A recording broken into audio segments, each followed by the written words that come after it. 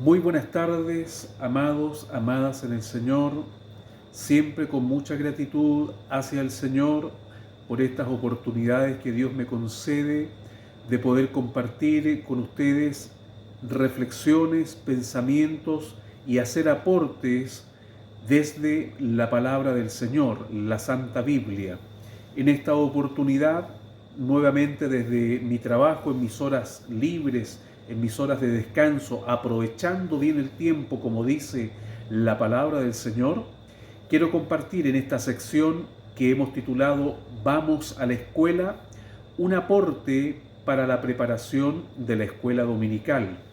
Siempre he pensado que la tarea del maestro bíblico, del profesor bíblico, del predicador, de la predicadora de la iglesia, consiste en algo muy similar al trabajo tan noble que hacen los panaderos o las panaderas, los que fabrican el pan. Juntan los ingredientes y luego que tienen todos los ingredientes en las porciones que corresponden según el pan que van a realizar, terminan siempre formando una masa para cocinarla y a partir de ahí tener el pan que van a repartir, que van a compartir o que van a vender muy naturalmente cuando se hace en un negocio.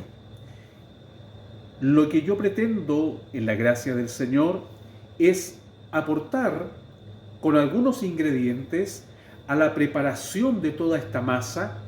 Vendrá el día viernes en el estudio bíblico de cada iglesia, donde la gracia del Señor, también a través de vuestros pastores o predicadores o hermanos mayores o el instrumento que el Señor use, agregará más ingredientes o le dará mayor forma a esta masa para que finalmente, por el Espíritu del Señor, lleguemos al domingo frente a nuestros alumnos y le podamos llevar el pan de vida. Así es que en este trabajo, como en todos los demás, vamos a realizar este aporte con la ayuda del Señor. Nuestro expositor para el próximo domingo 30 de junio tiene por tema general: Dios usa a los hombres para beneficiar a su pueblo. Como ya es nuestra costumbre, estamos siempre estudiando la palabra del Señor de una manera correlativa. Estamos en el capítulo 10 del libro de Números y nos corresponde estudiar la porción bíblica del versículo 29 al 32.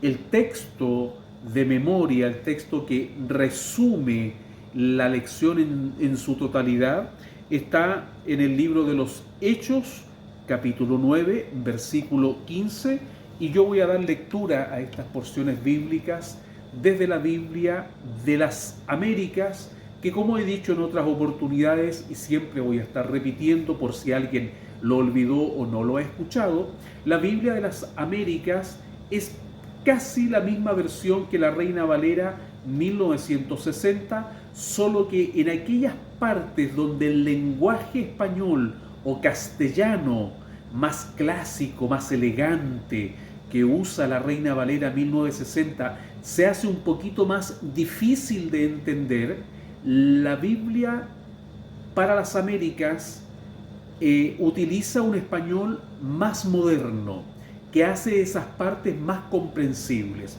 En ningún caso altera, modifica o cambia la palabra del Señor, para que lo tengan en cuenta. Yo estoy leyendo la palabra de Dios desde esta versión de la Biblia en español, conocida como la Biblia de las Américas o para las Américas. De allí voy a leer entonces la porción bíblica del libro de Números, capítulo 10, versículos 29 al 32, y lo hago en el nombre del Señor Jesucristo. Dice así: Entonces Moisés dijo a Hobab, otros leen como Jobab, hijo de Reuel, madianita, suegro de Moisés: nosotros partimos hacia el lugar del cual el Señor dijo, yo os lo daré. Ven con nosotros y te haremos bien, pues el Señor ha prometido el bien a Israel. Pero él le dijo, no iré, sino que me iré a mi tierra y a mi parentela. Después dijo Moisés: te ruego que no nos dejes, puesto que tú sabes dónde debemos acampar en el desierto, y serás como ojos para nosotros. Y será que si vienes con nosotros, el bien que el Señor nos haga, nosotros te haremos. Amén. El texto en el Nuevo Testamento, al otro lado de la Biblia, en el libro de los Hechos, capítulo 9, versículo 15, en el pasaje sobre la conversión de Saulo. El texto dice de la siguiente manera: pero el Señor le dijo: ve, porque Él me es un instrumento escogido para llevar mi nombre en presencia de los gentiles, de los reyes y de los hijos de Israel. Amén. Ese es el material bíblico, lo que vamos a estar estudiando de aquí al próximo día domingo, tanto en el estudio bíblico de cada una de las iglesias, como también en el estudio bíblico personal, privado, que todos los que enseñamos la palabra de Dios debemos hacer siempre y con bastante regularidad. Yo los invito a tener ese momento dentro de la semana para preparar siempre el pan que da vida a nuestras vidas y a la vida también, por supuesto, de nuestros alumnos. Algunas cosas interesantes que podemos mencionar, que puedo compartirles para que ustedes vayan juntando estos ingredientes. En este párrafo de la palabra del Señor, en esta porción bíblica, hay un personaje que es principal y es Jetro, el varón que conocemos como el suegro de Moisés. Esa es la primera imagen que tenemos cuando se nos pregunta en la clase bíblica visualizada o en otras instancias cómo se llamaba el suegro de Moisés. ¿Quién fue el suegro de Moisés? Todos naturalmente respondemos correctamente como Jetro. Pero resulta que Jetro no solo era el suegro de Moisés o se constituyó en el suegro de Moisés. Jetro era un sacerdote madianita, y en eso nos vamos a fijar por algunos minutos, pero antes vamos a mirar de manera más bien global un poquito el contexto para que podamos entender la importancia de este personaje, Jetro, cuyo nombre en hebreo se pronuncia Yetro. Así es que vamos a mirar a Moisés, porque la vida de Moisés está dividida en la Biblia, al menos en 3 grandes periodos o etapas, cada una de 40 años. Nosotros conocemos la vida de Moisés, cómo, ¿no es cierto?, él llegó a este mundo, cómo fue su vida preservada, y producto de ese plan de Dios, Moisés llegó a la corte y a la familia del faraón de Egipto. Llegó a vivir en el palacio, vivió como príncipe, y dice la palabra del Señor que Moisés fue formado. Puede leerse también como educado, equipado, preparado en toda la sabiduría de los egipcios. Y cuando leemos eso y tenemos tiempo para mirar un poquito de egiptología, nos vamos a dar cuenta que Moisés fue preparado en el Harvard de la antigüedad. Moisés fue entrenado, educado, formado, preparado, equipado en la crème de la crème de ese momento, de ese tiempo, en la sabiduría máxima humana que había manifestada en los egipcios. Eso durante 40 años, los primeros 40 años de su vida. Conocemos también el quiebre que se produjo en la vida de Moisés, permitido por Dios, para que Moisés pasara a la segunda etapa de su vida, y en eso vamos a ir acercándonos al personaje de Jetro, el suegro de Moisés, pero principalmente sacerdote madianita, no se olvide de ese detalle, y allí pasó en el desierto de Madián, que es la región geográfica que hoy día ocupa Arabia Saudita. Allí pasó Moisés 40 años y en ese tiempo, en esa segunda etapa de su vida, Moisés contrajo matrimonio precisamente con una de las hijas de este sacerdote madianita. Los otros terceros 40 años, o la tercera fase, o el tercer periodo de 40 años, ya el final de los últimos 40 años de la vida de Moisés, también la conocemos por el relato bíblico. Moisés fue constituido por Dios como el gran libertador de Israel, el gran legislador de Israel, el que guió por 40 años a este pueblo hasta las fronteras de la tierra prometida. Quedémonos con el periodo intermedio para destacar ahora la figura de este varón llamado Jetro, Yitro, la pronunciación en hebreo según algunos entendidos. Como son lenguas antiguas, no se puede precisar así exactamente cómo se hablaba. Algunos lo pronuncian Yitro, otros Yetro, pero nosotros lo tenemos en nuestra Biblia en español, naturalmente, con J, y lo pronunciamos como Jetro.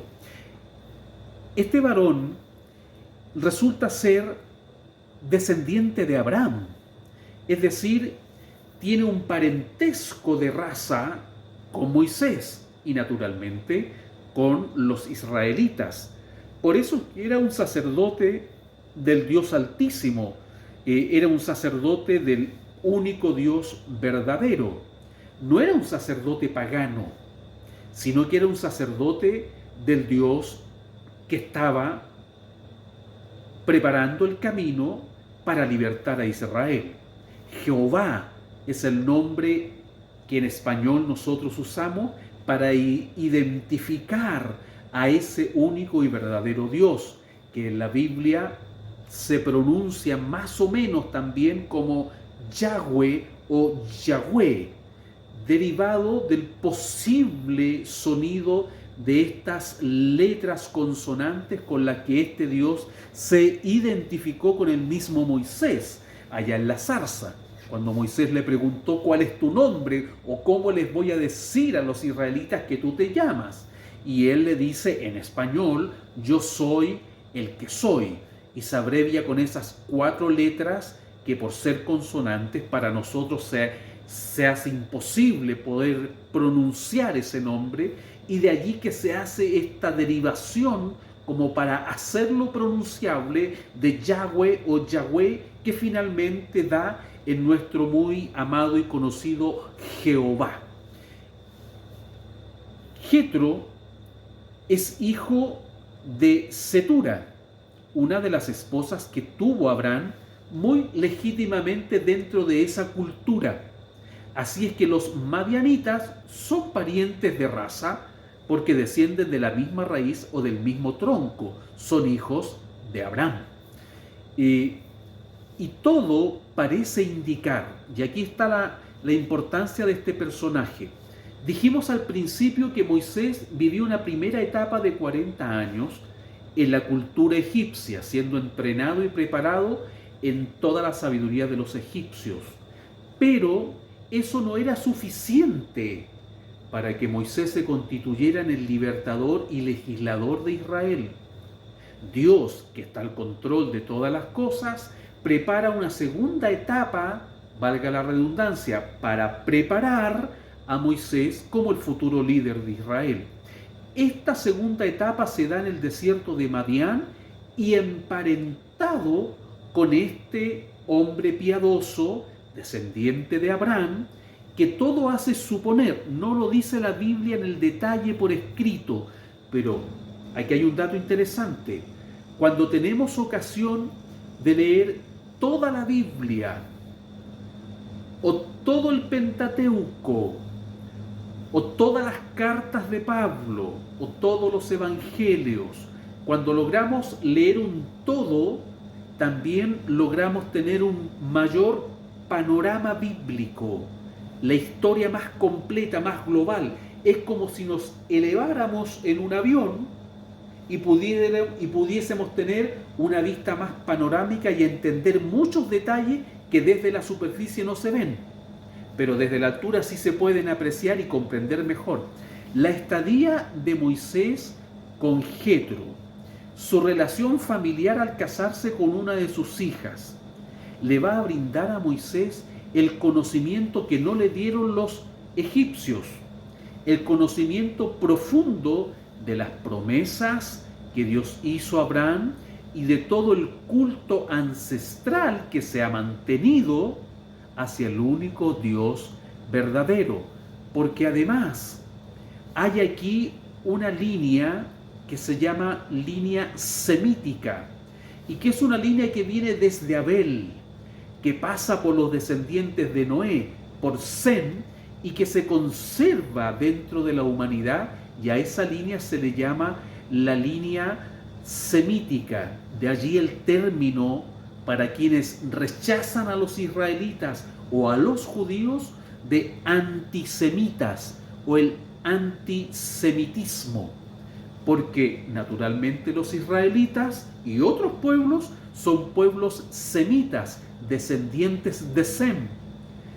Abraham es un semita descendiente de Sem y, como ya dije en delante, él tiene un hijo llamado Madián y allí la línea se mantiene, y es a través de esa línea que todo esto del Mesías prometido en Génesis 3:15, de la acción redentora del Dios de Adán, del Dios de Eva, del único Dios verdadero, del Dios creador, se va traspasando oralmente de generación en generación a través de esta línea semítica.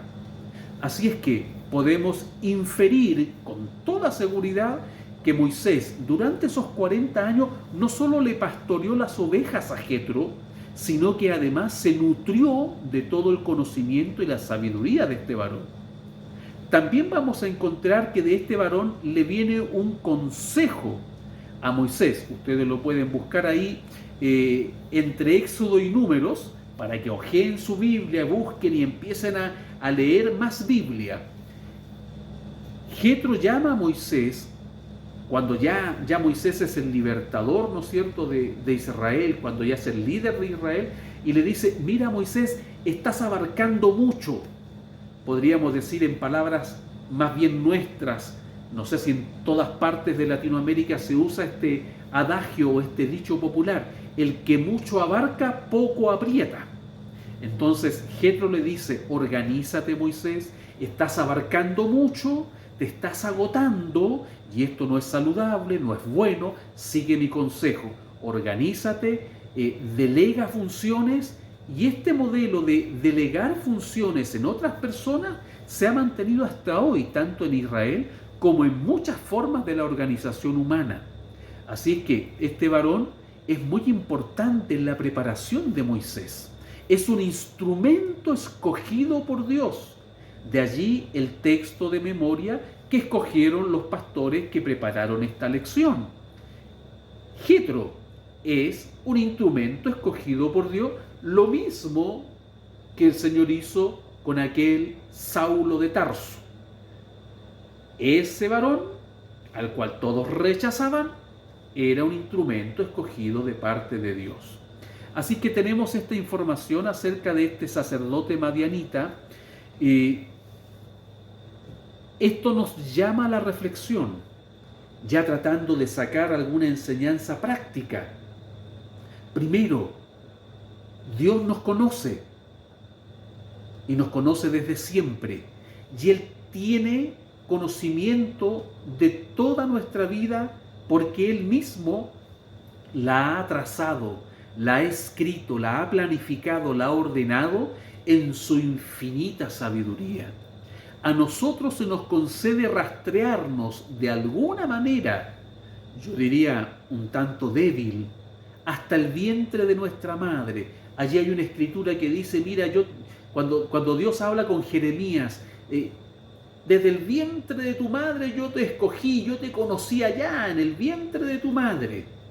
Bueno, Es una forma que Dios nos permite de llegar en nuestra línea de tiempo hasta cierto punto, pero la verdad es que Dios nos conoce y nos ha escogido y trazó nuestra existencia con todos sus detalles desde antes de la fundación del mundo, es decir, desde una eternidad que nosotros de este otro lado de lo temporal, de lo terrenal, no vamos a poder nunca llegar y comprender en su totalidad. Pero estas historias que estamos reflexionando y viendo en la Biblia nos hacen pensar en eso. Dios conocía a Moisés porque Moisés no es una improvisación de Dios. Él lo había planificado todo para él. En esa planificación Dios había planificado la vida de Jetro, la vida de la esposa de Moisés. Todo, absolutamente todo, estaba ya diseñado por Dios. Y esto debe llevarnos a nosotros, entre otras cosas, a maravillarnos de quién es nuestro Dios y nuestro Padre y nuestro Redentor, a supeditarnos a su voluntad, porque Él no solo lo sabe todo, sino que es perfecto en todo. Lo que Él dispuso para nosotros, eso es lo correcto. Jetro apareció en la vida de Moisés en el momento que Dios necesitaba que apareciera, hizo el aporte que tenía que hacer, marcó la vida de Moisés en lo que tenía que marcarlo, y allí está la gran sabiduría, la omnisciencia, la soberanía y la voluntad perfecta de nuestro amado Dios. El tema de la lección del próximo domingo nos dice: Dios usa a los hombres para beneficiar a su pueblo. Así como Dios tomó como instrumento a este sacerdote madianita, Yitro, que además, entre paréntesis, aparece también con otro nombre. Esa era la costumbre en esa cultura y en ese tiempo.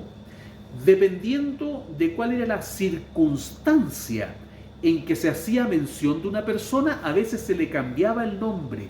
Por eso es que aparece como Yetro, como Reuel o como Obab o Jobab. Son la misma persona, solo que dependiendo del sentido en esa cultura y en ese lenguaje, a veces las personas o una misma persona cambiaba de nombre. Este varón, Jetro, hace un aporte en la vida de Moisés que a nosotros nos enseña que también nosotros debemos estar atentos al mover de Dios con respecto de cómo Dios quiere bendecir a otros por medio nuestro.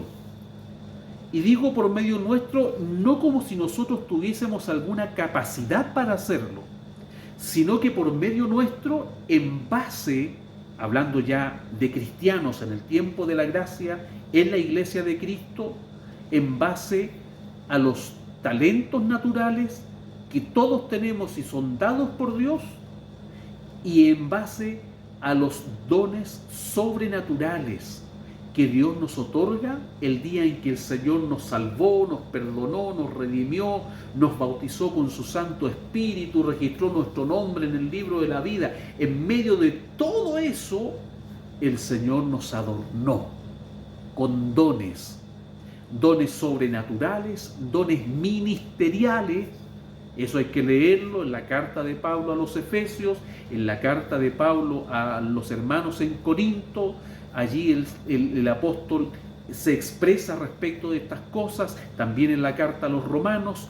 Dones sobrenaturales los ha repartido el Señor por su Santo Espíritu con este propósito que ahora vemos reflejado en la vida y en la utilidad de Jetro para con la vida de Moisés. Nosotros debemos buscar siempre la dirección del Espíritu para ser motivo de bendición hacia los demás. En este caso, Jetro fue de gran bendición espiritual, en conocimiento, en sabiduría ancestral, en preparación del intelecto también espiritual de Moisés para la obra magna que Dios iba a ocupar a Moisés. En esto hay una enseñanza muy hermosa, porque generalmente, a veces, hay quienes buscan, y a veces en las iglesias lamentablemente se enfatiza, se hace énfasis en las acciones más notorias, más populares, más conocidas.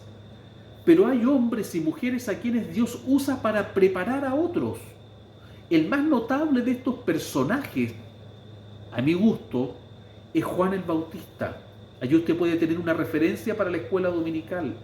Juan el Bautista tuvo un ministerio brevísimo, 6 meses. 6 meses. Fue lleno del Espíritu Santo desde el vientre de su madre para tener un ministerio de tan solo 6 meses. A Juan el Bautista le hicieron una batería de preguntas que pudieron haber traicionado a más de alguno de nosotros. Él era un hombre lleno del Espíritu Santo. Nosotros estamos llamados también a hacerlo. En el caso de Juan, ¿eres tú el Mesías? ¿Eres tú el Cristo? Porque Juan tenía señales del Mesías. Muchos creían que Juan era el Mesías. Entonces le fueron a preguntar: Juan, ¿eres tú el Mesías? Y Juan dijo: no, yo no soy el Mesías. Entonces, ¿quién eres, Juan? ¿Eres algún profeta del Antiguo Testamento resucitado? ¿Eres Elías? Y Juan le dice: tampoco lo soy. Bueno, entonces, ¿quién eres, Juan? Y Juan responde esto que yo encuentro maravilloso: yo soy una voz que clama en el desierto, preparad el camino del Señor. En otras palabras, yo no soy más que un instrumento en las manos de Dios que le está preparando el camino al que viene detrás de mí. Y esa es una labor pocas veces vista, pocas veces aclamada, muy poco visible, pero que todos debiéramos querer ser usados por Dios en esa actividad tan hermosa, tan sublime, en ese ministerio de preparar el camino de otros. Alabado sea el nombre del Señor. Yo tengo esa experiencia.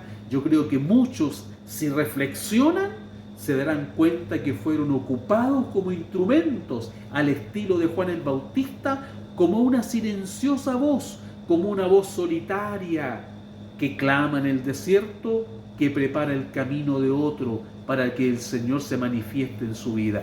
Ese fue este personaje, Jetro, y conforme al tema, nosotros debemos buscar también ser motivo de bendición para los demás. Como esto es un aporte a la escuela dominical y usted va a juntarlo con el estudio bíblico que su pastor debe estar ahora preparando también, ¿no? Y que lo va a juntar con todo lo que el Señor le dé a usted en su escritorio, en su mesa, en un rinconcito de su casa mientras esté leyendo la palabra del Señor.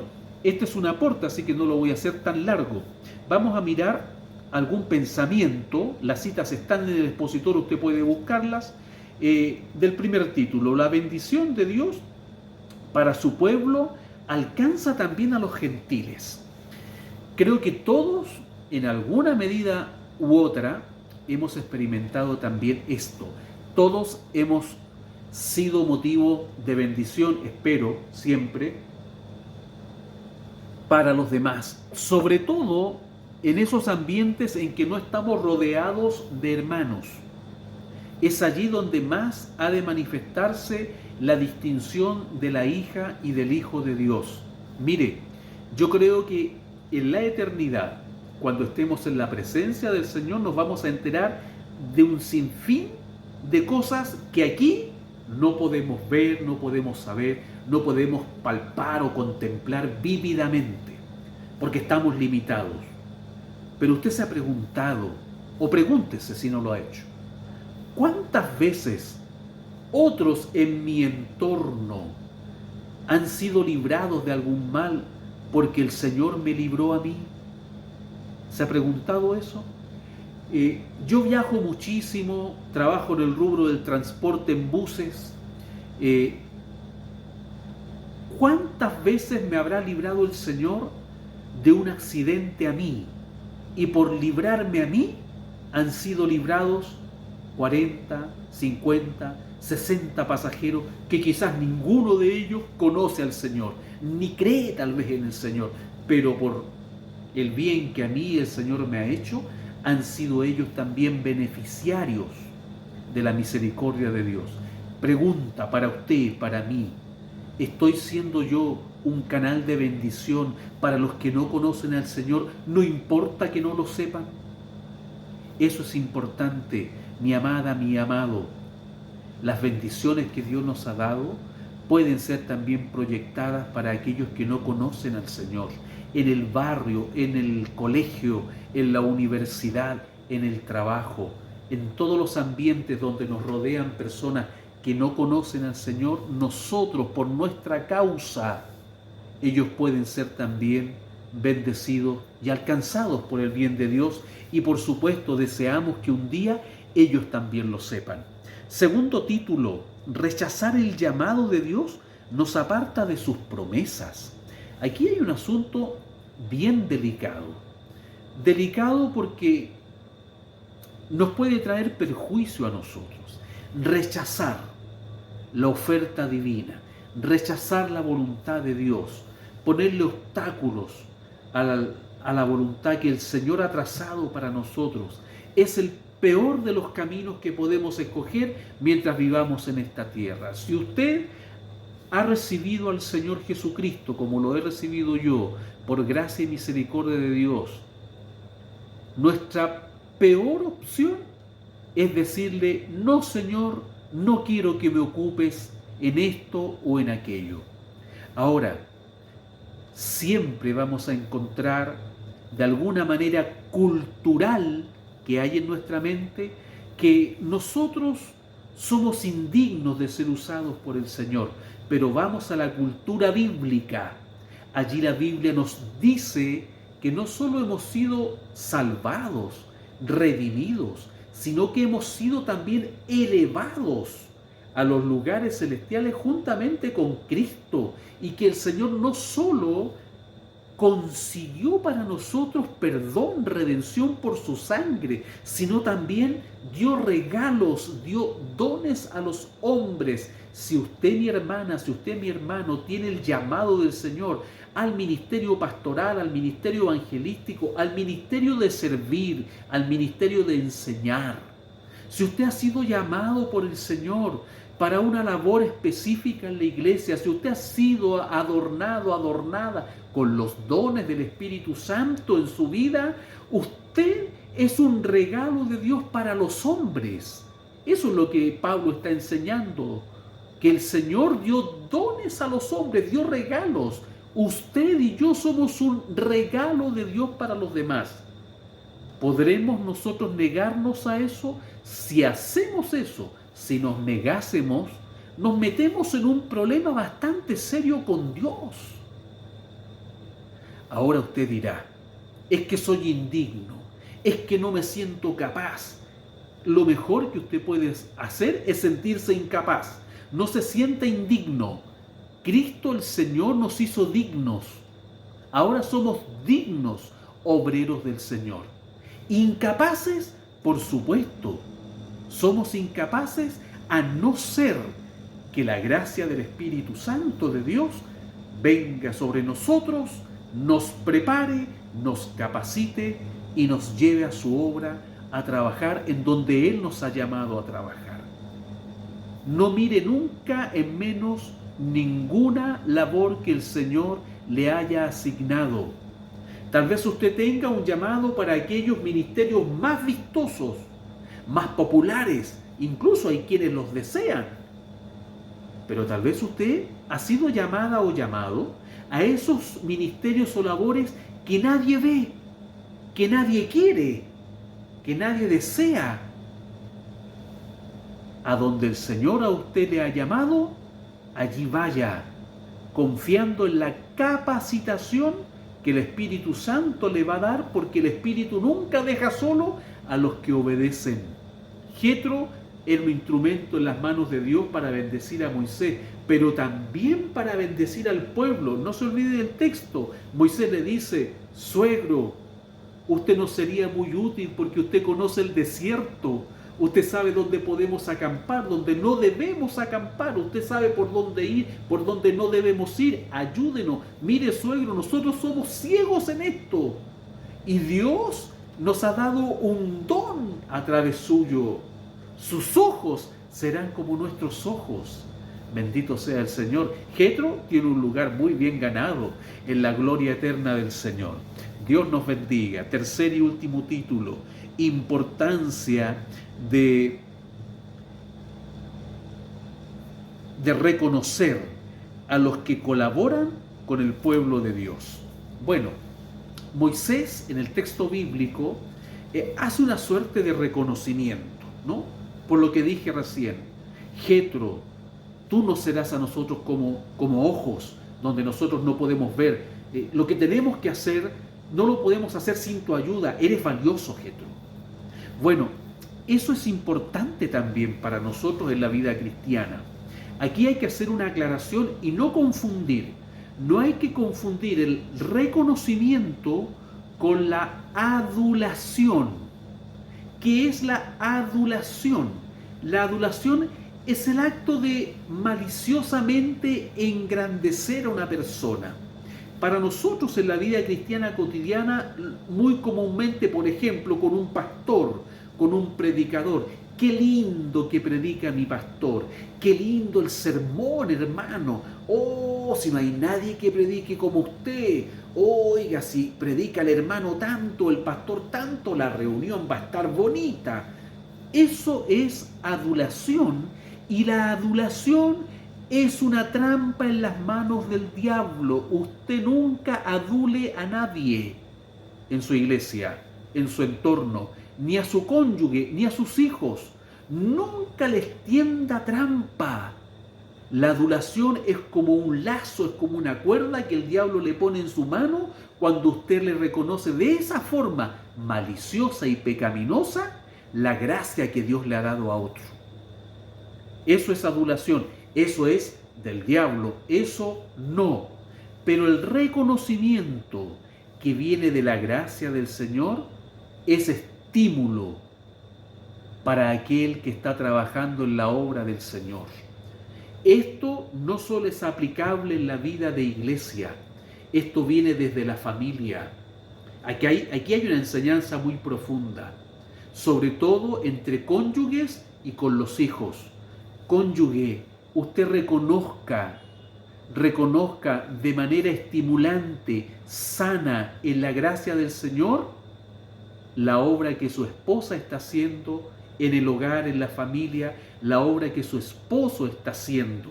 El cantar de los cantares, los proverbios, Eclesiastés, tienen palabras de reconocimiento entre cónyuges. Hay que reconocer el valor de las personas. A esa hija, a ese hijo, por favor, nunca les diga tonto, ni otros epítetos que no quiero pronunciar, que no son garabatos, pero son palabras fuertes, malas, que hieren. Nunca menoscabe a sus hijos, aunque se equivoquen. Acuérdese que usted también fue hijo.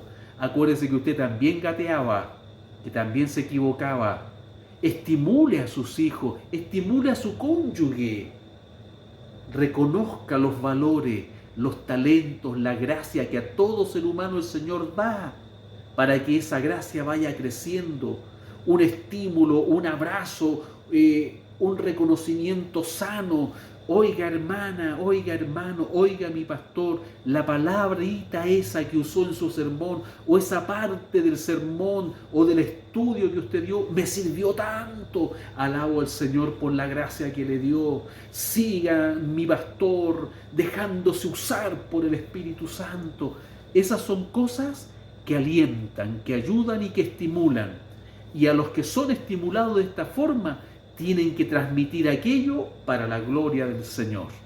Hermanos, hermanas queridas, les dejo estas reflexiones, repito, como parte de los ingredientes. No sé si le estoy dando harina, no sé si le estoy dando aceite, no sé si le estoy dando un poco de agua a esta masa, no sé si le estoy ayudando a amasar, pero le dejo un aporte. Únalo a la gracia que el Señor este viernes va a dar en el estudio bíblico en todas las iglesias de Cristo. El Señor va a dar gracia en el estudio bíblico al pastor, a los hermanos, a las hermanas, y luego vaya con su marraqueta, decimos en Chile, esa marraqueta calientita de la mañana, el domingo, y repártale este pan de vida a las alumnas, a los alumnos, a las niñas, a los niños, a la juventud de la iglesia, que en este tiempo tanto lo necesitan. La iglesia en este tiempo necesita, por sobre todas las cosas, palabra de Dios. Que el Señor les guarde. Un saludo fraterno, un abrazo de vuestro hermano Nelson desde el desierto de Atacama, para la gloria y para la honra de nuestro Señor. Amén.